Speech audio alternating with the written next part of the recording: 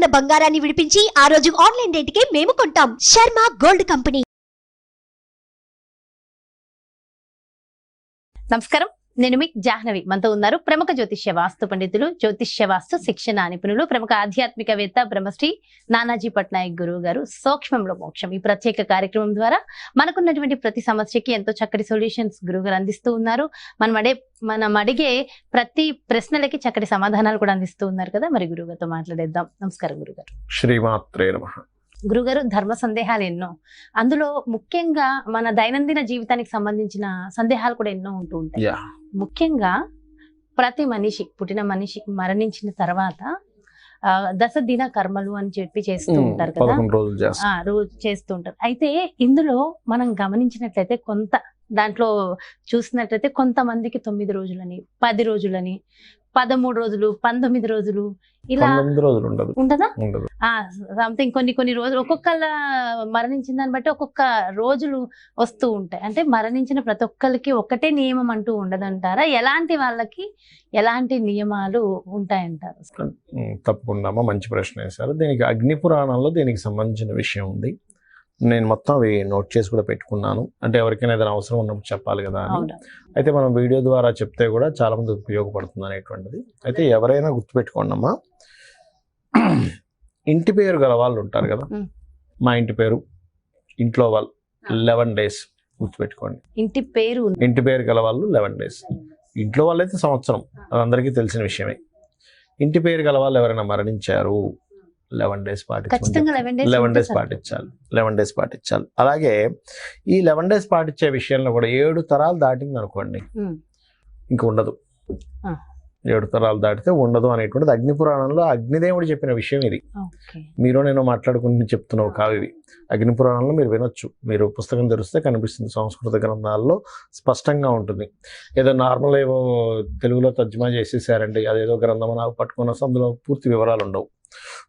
అలాగే చిన్నపిల్లలు పళ్ళు రాకుండా కూడా చనిపోతారమ్మా. చిన్నపిల్లలు తెలుసు కదా మీకు, వాళ్ళకి 1 రోజు మాత్రమే చేయమని చెప్పారు. చాలా మంది తెలియక వాళ్ళకు కూడా 11 days చేయాలేమో అనుకుంటారు. Only 1 day. పళ్ళు వచ్చాయి అనుకోండి, 1 day 1 night, అంటే ఆ నైట్ కూడా పాటించాలి. ఓకే, ఇది శాస్త్రంలో చెప్పినటువంటి విషయం. అదేవిధంగా మనకి కొంతమందికి చూడండి, ఉపనయనం అవ్వకముందు గతిస్తారు కొంతమంది, యాక్సిడెంటల్ గానో అనారోగ్యంతోనూ. అలాంటి వారికి శాస్త్రం ఏం చెప్పింది అంటే 3 రోజులే పాటించమని చెప్పింది. వాళ్ళందరికీ 11 రోజులు పాటించాల్సిన అవసరం లేదు. అంటే 10 సంవత్సరాలు 10, 12. కొంతమందికి అంటే ఉపనయనం చేయరు, కొంతమందికి పెళ్లితోనే చేస్తారు, కొంతమందికి ఉపనయనం. కొన్ని సాంప్రదాయాల్లో ఏంటంటే వాళ్ళకి పలానా సంవత్సరం వచ్చిందని వెంటనే ఉపనయనం చేస్తారు, గాయత్రి చేసుకుంటూ ఉంటారు. కొంతమంది చేయరు అట్లా, వివాహానికి ముందు చేసేసి వివాహం చేసేస్తారు. అలాంటప్పుడు ఉపనయనం అవ్వలేదు అంటే ఖచ్చితంగా 3 days పాటించమని చెప్పింది. అదేవిధంగా ఉపనయనం అయిందనుకోండి, ఖచ్చితంగా దశదిన కర్మలు 11 days పాటించాలి. అదేవిధంగా మరలా ఇందులో శాస్త్రంలో చెప్పినటువంటిది ఏంటంటే ఉపనయన సంస్కారాలు ఉండవు కొంతమందికి. అలాంటి వాళ్ళు 5 రోజులు పాటిస్తే సరిపోతుందని చెప్తుంది శాస్త్రం. అలాగే ఒక విషయం ఏంటంటే, ఒక తండ్రికి ఒక అమ్మాయి ఉంది, వివాహం చేసుకొని అత్తగారింటికి వెళ్ళిపోయింది.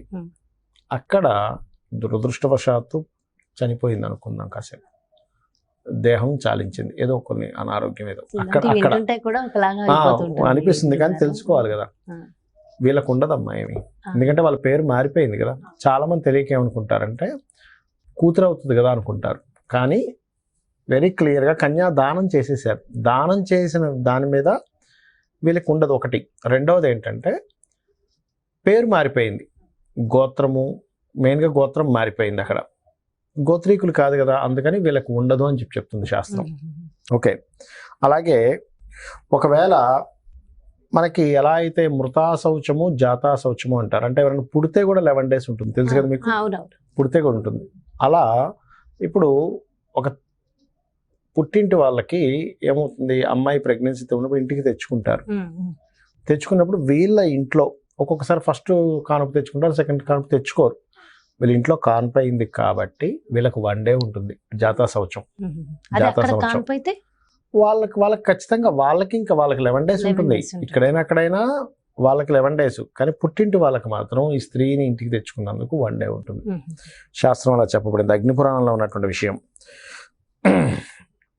అదేవిధంగా ఇందాక నేను మీకు ఒక మాట చెప్పాను, ఏది కూతురు అయినప్పటికీ కూడా వాళ్ళ ఇంట్లో కనుక అయితే వీళ్ళకు ఉండదు అని. కానీ ఒక్కొక్కసారి ఏమవుతుందంటే అమ్మాయికి అనారోగ్యం ఉందండి మేము ఇంటికి తీసుకెళ్తా ఉంటారు. తీసుకెళ్ళాక ఒక్కసారి దురదృష్టవశాత్తు పాపం తను చాలిస్తుంది. వీళ్ళ ఇంట్లో కనుక తను చాలిస్తే మాత్రం 3 రోజులు ఉంటుందట వీరికి. అగ్నిపురాణంలో చెప్పబడింది ఇది. అంటే ఇవన్నీ తెలుసుకోకపోతే కన్ఫ్యూజన్లో ఉంటారని చెప్తున్నాను నేను. ఓకే, అదేవిధంగా ఇది ఒక గొప్ప విషయం. ఇది యమధర్మరాజు చెప్పాడని చెప్పి అగ్నిపురాణంలో, అంటే మన అగ్నిదేవుడు చెప్తాడు. ఎవరైనా అమావాస్య నాడు మరణిస్తారు కదా, ఒకటే రోజు చేయాలి. అమావాస్య రోజు మరణించినప్పుడు 11 days చేయాల్సిన పని లేదు. ఒక రోజే అమావాస్య రోజు మరణం మంచిది కాదు అంటారు. ఒక రోజే చేయాలి, దానికి శాంతులు ఉంటాయి, ఒక రోజుకే చేయాలి. అవునా? అమ్మో, నిజంగా చాలా విషయాలు తెలియదుగా. అది అట్లాగే ఇంకోటి ఏంటంటే, ఇప్పుడు ఉదాహరణకి ఇవాళ రేపంతా కూడా అంత దేశాంతరం వెళ్తూ ఉంటారు. ఏ అమెరికానో, లండన్ అనో, లేకపోతే పలానా ప్రదేశాలకు వెళ్తుంటారు. ఎక్కడికో వెళ్ళాడు. ఇక్కడ తాతగారో ముత్తాతగారో ఉన్నారు, అతను కాలం చేశారు. వాళ్ళకి ఫోన్ చేస్తే కలవలేదు, సంథింగ్ మిస్ అయిపోయాడు. ఆయన చెప్పడం కుదరలేదు, వాళ్ళకి కుదరలేదు. 3 రోజులు 4 రోజులు అయిపోయింది. అప్పుడు తెలిసింది అతనికి. ఆ రోజు నుంచి మామూలుగా 11 days ఉంటాయి కదా, 11 daysలో ఆ రోజు నుంచి తీసుకోవచ్చు. ఆ రోజు నుంచి 11 పాటించక్కర్లేదు. ఈ అయిపోయిన 4 రోజులు వదిలేసి 5 రోజుల నుంచి 11 నుంచి పాటించవచ్చు, తప్పులేదు. అంటే చాలా మంది తెలియక మరి ఈ రోజు నుంచి పాటించాలా, చనిపోయిన రోజు నుంచి పాటించాలా అని సందేహాలు ఉంటాయి. వీటన్నిటికీ అగ్నిదేవుడు చెప్పాడు ఇవన్నీ విషయాలన్నీ కూడా అగ్నిపురాణంలో.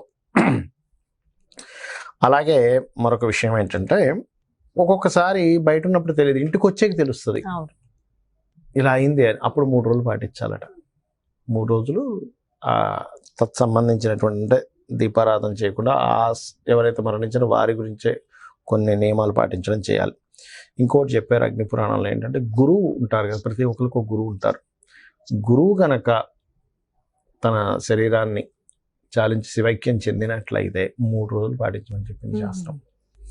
ఓకే, అలాగే ఉదాహరణకి ఒక్కొక్కసారి తెలియదు కొన్నిసార్లు, అంటే ఏ విదేశాల్లో ఉండిపోయో ఆ వ్యక్తి ఇదైపోయి ఎప్పుడో ఇంటికి వస్తాడు సంవత్సరం లోపల. ఎప్పుడైనా సంవత్సరం లోపల ఇంటికి వచ్చినప్పుడు తెలిసింది. అప్పుడు కొన్నిసార్లు ఎలా ఉంటుందంటే, నేను ఒక కేసు చూశాను. ఆ అబ్బాయికి వాళ్ళ తాతగారు అంటే మహా ఇష్టం అట. వీడికి తెలిస్తే ఏమైపోతాడో అని చెప్పలేదు. 6 months ఇంటికి వచ్చాడు. చాలా మంది అలాగా చెప్పరు, అమ్మో తెలిస్తే ఏమైపోద్దు అని. తెలిసిన రోజు నుంచి 3 రోజులు మళ్ళీ పాటించమని చెప్పింది శాస్త్రం. లోపల పాటించాలని చెప్పింది శాస్త్రం. అదేవిధంగా ఇప్పుడు చూడండి, ఇది మనం ఏం మాట్లాడుకుంటున్నాము, ఎవరైనా శరీరాన్ని చాలించినా పుట్టినా 11 రోజులు అని చెప్పాం. కానీ దీనికంటే ఇంకో విషయం చెప్పింది అగ్నిపురాణం. ఏమిటంటే, స్త్రీ గర్భంతో ఉంది, ఒక్కొక్కసారి వాళ్ళకి మిస్క్యారేజెస్ అవుతుంటాయి. 1 month, 2 months, 3rd month ఇలా అయినప్పుడు ఎన్నో నెలల్లో అయితే ఈ అమ్మాయికి మిస్క్యారేజ్ అయిందో, దురదృష్టవశాత్తు జరుగుతుంది పాపం. ఎంతో బాధాకరమైన విషయం స్త్రీకి అది. అన్ని రోజులు ఈవిడ పాటించాలి. ఓన్లీ స్త్రీయే, మళ్ళీ పురుషుడికి అక్కర్లేదని చెప్పింది. దీపారాధన అలాంటివి చేయకూడదు. దానికి సంబంధించినటువంటి ఇది జాగ్రత్త తీసుకోవాలి. అలాగే మరొక విషయం ఏంటంటే, ఇక్కడ సగోత్రీకులు ఉంటారు, సేమ్ గోత్రం వాళ్ళు ఎవరైనా ఇది అయ్యారని తెలిసింది. అప్పుడు మీరు ఇన్నేసి రోజులు పాటించక్కర్లేదు, ఓన్లీ స్నానం చేస్తే సరిపోతుందని చెప్తుంది శాస్త్రం. అదేవిధంగా ఒక్కొక్కసారి ఏమవుతుందంటే, మన ఇంటికి ఎవరో వస్తారు చుట్టంగా, అంటే మన వంశీకులు కాదు, గోత్రీకులు కాదు, ఏమీ కాదు, ఎవరో ఫ్రెండ్గా వచ్చాడు ఒక వ్యక్తి, పుసుక్కని చచ్చిపోయాడు ఇంట్లో. ఏదో బాగా ఏజ్డ్ పర్సన్, ఒక 80 ఏళ్ళ వ్యక్తి వచ్చాడు అనుకోండి అమ్మా, మన ఇంటికి వచ్చాడు. ఒకప్పుడు ఎక్కడో కలిసి ఉండేవాళ్ళం అండి, కనబడ్డారు కదా, వచ్చాడు, ఇంటికి వచ్చాడు. ఈ రాత్రి ఇక్కడే ఉండిపోండి అన్నాం. ఆయన టైం బాగోక గతించాడు. అప్పుడు 3 రోజులు పాటించమని చెప్పింది ఆ ఇంట్లో వాళ్ళని. ఆ సంబంధం లేకపోయినా వాడి ఇంట్లో చచ్చిపోయాడు కాబట్టి. అంటే ఏమిటి, వీళ్ళకి అతనికి ఏదో రుణం ఉంది, రుణం ఉన్నందుకే ఫ్రెండ్ అయ్యాడు. అంత ఏజ్ పర్సన్ కూడా వీళ్ళకి ఇంటికి వచ్చి మరణించడం జరిగింది. అందుకని 3 రోజులు పాటించాలట. అయితే ఈ 3 రోజులు పాటించాలి. వీళ్ళే ఆ కార్యక్రమాలన్నీ చేయాల్సిన పని లేదు, అవతల వాళ్ళు వచ్చి చేసుకుంటారు, కానీ వీళ్ళు మాత్రం 3 రోజులు పాటించాలి. ఎందుకంటే మరణించినప్పుడు ఆ ఆత్మ సంబంధించినటువంటిది ఏదైతే ఉందో దాని ప్రభావం ఉంటుంది ఇంటికి. ఓకే, అలాగే ఇంకోటి ఏంటంటే, కొన్ని దుష్ట నక్షత్రాలను పంచాంగంలో ఇస్తారు. అలాంటప్పుడు ఇల్లు ఖాళీ చేయాలని చెప్తుంది శాస్త్రం. అలాగే చేయాలా ఒక బెడ్రూమ్ వరకు లేదు ఖాళీ చేయాలి కొన్ని దుష్ట నక్షత్రాలు. అలాగే మరొక విషయం ఏంటంటే, ఇప్పుడు మనకి చూడండి, ఒక ముత్తాత గారు ఎవరో ఉన్నారు, గతించారు. ఒక 4-5 రోజులు గడిచిన తర్వాత నానమ్మ, అమ్మమ్మ, ముత్తమ్మమ్మ, నానమ్మ ఉంటారు కదా, బెంగతో ఆవిడ కూడా చచ్చిపోద్ది ఒక్కోసారి. కొన్ని కేసెస్ జరుగుతాయి ఇలా. ఇది 5-6 రోజులు అయిపోయింది కదా, మళ్ళీ ఆవిడది మళ్ళీ సపరేట్గా స్టార్ట్ చేయాల్సిన అవసరం లేదు. ఈ 11 రోజుల్లో ఆవిడది కంప్లీట్ చేయొచ్చు. నిజంగా చాలా మంది అంతే, చాలా మందికి వైఫ్ అండ్ హస్బెండ్ ఒకళ్ళు చనిపోయిన తర్వాత 2-3 రోజులు ఒక్కొక్క ఇంట్లో అయితే గురువు గారు ఒకళ్ళు చనిపోయిన తర్వాత మళ్ళీ ఇంకొక చావు చూస్తారు. చాలా అలా జరిగినప్పుడు దీన్ని వెంటనే ఆ దాంట్లోకి తీసుకోమని చెప్పారు శాస్త్రంలో. రీసెంట్ గా నేను ఒక ఊర్లో ఒక విషయం చూసా గురువు గారు. ఒక ఊర్లో ఒకళ్ళు చనిపోతే 2-3 రోజులకి మళ్ళీ ఇంకొకళ్ళు, అలా 4 చనిపోతారంట ఊర్లో. నలుగురు చనిపోతే గానీ అక్కడికి శాంతి అవ్వదంట. అంటే ఒక్కొక్కసారి ఏమవుద్దంటే కొన్ని అంటే బాగా ఉపాసకుల్ని కానీ మునులు కానీ ఎవరైనా శాపం ఇచ్చినప్పుడు అలా జరుగుతూ ఉంటాయి. అదే విధంగా ఇక్కడ ఏంటంటే, మనకి జాతా శౌచము మృతా శౌచము మాట్లాడుకుంటున్నాం కదా. ఇప్పుడు ఎవరైనా ముత్తాత గారు ఎవరో చనిపోయారు, కానీ మనవడికో కొడుకు పుట్టాడు ఉదాహరణకి, అప్పుడు దీంట్లో కలపకూడదు. దీని 11 days దీని 11 days, దాని 11 days దాని 11 days, దీన్ని కలపకూడదు. మృతానికి మృతం కలపొచ్చు, కానీ మృతానికి జన్మ సంబంధించినటువంటి ఇది మైల కలపకూడదు, మైల అనేటువంటిది. ఓకే, ఇంకొక విషయం ఏంటంటే, ఈ 11 days అయిపోయాక ఎవరైనా చనిపోయారు మళ్ళీ అది కౌంటింగ్, అది సపరేట్. 11 days లోపలైతేనే ఇది. ఓకే, అలాగే మరొకటి ఏంటంటే, ఇక్కడ ఒక్కొక్కసారి ఏమవుతుంటుందంటే, పొరపాటున ఇప్పుడు చూడండి, ఎవరో సింగిల్గా ఉంటారు చూడండి కొన్ని ఇళ్లలో, వాళ్ళ పిల్లలు మనవాళ్ళు అందరు విదేశాల్లో ఎక్కడో ఉంటారు, ఈయన మాత్రం ఒక్కైనా తిరుగుతూ ఉంటాడు ఇంట్లో. పెద్దగా ఎవరితో కాంటాక్ట్స్ పెట్టుకుని నేను సింగిల్గా ఉంటాను, నన్ను ఎవరు డిస్టర్బ్ చేయొద్దు అంటూ ఉంటాడు. అది కూడా కొన్ని ప్లేసెస్లో అయితే చుట్టుపక్కల మనుషులు కూడా ఎవరు ఉంటారు. అలాంటప్పుడు ఆయన చనిపోయాడు, అది చాలా రోజుల దాకా ఎవరికి తెలియలేదు, 1 నెలకో 2 నెలలకు కుళ్ళిపోయింది కూడా.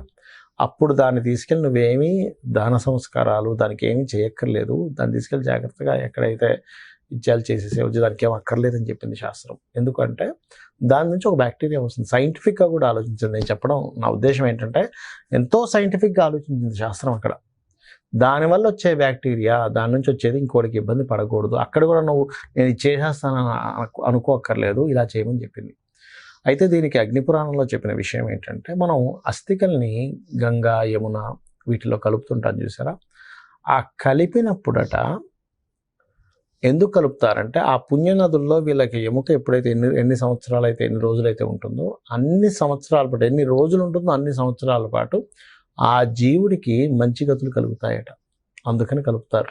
ఓకే, అయితే ఒకటే అస్థికలని అన్ని చోట్ల కలపాలంటారా? ఒకటే చోట ఒక దగ్గర కలిపితే సరిపోతుంది. ఒక్కసారి ఒక మంత్రంతో కలిపేస్తారు, అన్ని చోట్ల కలపక్కర్లేదు. అన్ని చోట్ల కలిపినా ఒక చోట కలిపినా ఒకటే. ఇంకోటి ఏంటంటే, ఈ గయ లాంటి ప్రదేశాలకు వెళ్ళి చేస్తుంటారు చూసారా, అక్కడ స్త్రీలు కూడా చేయొచ్చు, పురుషుడే చేయాలని రూల్ ఏం లేదు, స్త్రీ కూడా చేయొచ్చు వెళ్ళి. కొన్ని మరణ అంటే అగ్నిపురాణంలో ఉంది స్త్రీ చేయొచ్చు అని. నిజంగా కొన్ని విషయాలు, కొంతమంది మరణాల గురించి వింటుంటే కూడా చాలా ఒకలాగా అనిపిస్తూ ఉంటది. గురుగారు ఎంతో చక్కటి విషయ పరిజ్ఞానం, అందరికీ అవసరమైన నాలెడ్జ్ ని షేర్ చేసేందుకు thank you so much Guruji. నమస్తే. శ్రీమాత్రే నమః. చూసారు కదండి, మరి ఇది నిజంగా అంటే కొన్ని విషయాలు నిజంగా వినడానికి, మాట్లాడుకోవడానికి కూడా బాధగా, కాస్త భయంగా ఒకలా ఉంటుంది, కానీ తప్పవు. విషయ పరిజ్ఞానం మన అంటే పురాణాల నుంచి, శాస్త్రాల నుంచి వచ్చిన విషయ పరిజ్ఞానాన్ని తెలుసుకోవడం చాలా ఇంపార్టెంట్. ఎంతో చక్కటి విషయ పరిజ్ఞానాన్ని మనందరికీ అందించినందుకు గురువుగారికి ఇంకొకసారి థ్యాంక్స్ చెప్పుకుంటూ, మరో చక్కటి ప్రత్యేకమైన కార్యక్రమంతో మళ్ళీ మీ ముందుకు వచ్చేస్తాను. నమస్కారం.